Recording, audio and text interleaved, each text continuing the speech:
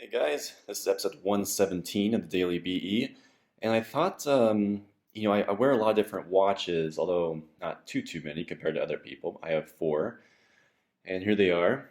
But in my different videos, and if you've seen some of our photo shoots on the Bespoke Edge gallery, you'll notice that I'm usually wearing a different watch, kind of depending on the rest of my outfit there. So I thought let's just try and do a quick little video and kind of go through each of my watches, and I'll kind of give you a little rationale for why I own each one, all with the goal of helping you to kind of create a small little collection of your own. Because I feel like a lot of times, it's especially easy to kind of sift through Instagram and see all the different types of watches out there in different collections, many of which are very expensive, and kind of feel like, well, where do I start? What do I do? So the topic of this video, of course, is how many watches do you need? And the easiest answer is, well, you don't need any watches. I mean, especially today when many of us use our phones for everything, including checking the time, a watch is becoming kind of decorative at best, and sometimes not even needed. So if you are the kind of person that wants to have a handful of watches, though, maybe this will kind of help you out. So first up, I've done a different video on this one before. This is a really affordable, simple Timex, and I threw on a Barton watch band. Kind of in that video, I discussed that this was really kind of selected, this band anyway, around a summertime wardrobe. I wear a lot of kind of light colored shorts, and yet a lot of my shirts are kind of blue and or green, and so this just tends to work well for me. So it's kind of my go-to summer watch. And it's very much the weekend type watch. It's very casual because it is canvas, and because it's got a lot of color, and because it's a very simple Timex. I don't wear this too often if I'm dressing up. It's usually, no jacket, no sport coat, very kind of casual sort of thing. So that's what that is. And then I've had the next two here are Scoggins, and I've had Scoggins for many years actually. Again, this is kind of a personal taste. I like a very thin watch because I like my shirt sleeve to go over it nice and easily. That's just my personal preference. But these watches also, the thing that I really like about them is that they are pretty affordable in the realm of watches. These are just over $100, I think, and you can probably find a used one or otherwise on Amazon for probably a lot less. And they're just a really nice looking watch. They're not too flashy. Again, they're not super thick.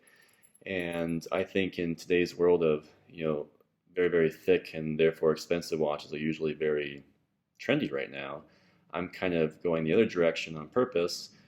Well, and also to save a little bit of cash by going kind of thin. And these continue to get a lot of compliments actually. So this black one I wear predominantly at night. When I go out at night, whether it's for a drink or dinner, everything I wear, including my jacket or suit, tends to get a little bit darker, and so the watch kind of follows suit. Pun intended. All right, second one, another Scoggin, and this is one I've had for a very long time. Not showing up too well in this video, but this is very much a kind of a dark brown and a little bit of a white stitching here, which is kind of cool because it has a white face. And again, very thin and also affordable. This is a great daytime sort of semi-casual watch. So if I'm wearing, or going to a business meeting, and especially in summertime now when I have a lot of kind of earth tones and more casual fabrics and colors going on, this is just perfect. And also, I usually wear a white dress shirt, and so that white face is just a great compliment. Similar to the first one, right? So, fourth one is kind of my splurge watch, but to be honest, this was gifted to me several years back. This is an Omega. This is my nice watch that I plan to have for many years to come. See if I can get to focus.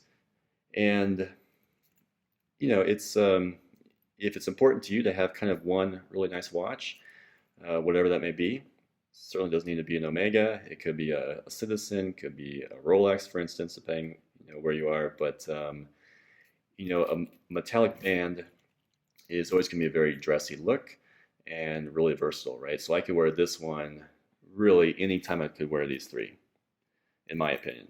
I think there's certainly a case to be made for a nice watch that you just wear like a uniform day in, day out. But also when you kind of break it out for nicer occasions, and maybe if you're closing a big deal at work, or you want to just have, a more bold, kind of powerful looking piece, there's certainly a place for a nicer watch, I think. So there you have it.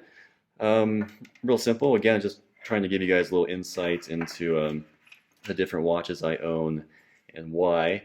But again, this is the culmination of a handful of years of kind of collecting different watches. And I use that term kind of loosely because I know there are a lot of watch collectors that are certainly above and beyond me in their knowledge and their interest in the subject.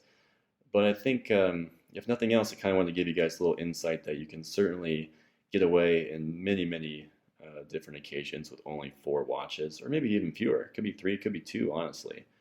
So having different watches and kind of matching it to what you're wearing need not be too complicated. It's, I think, more simple than you think. So hope that helped.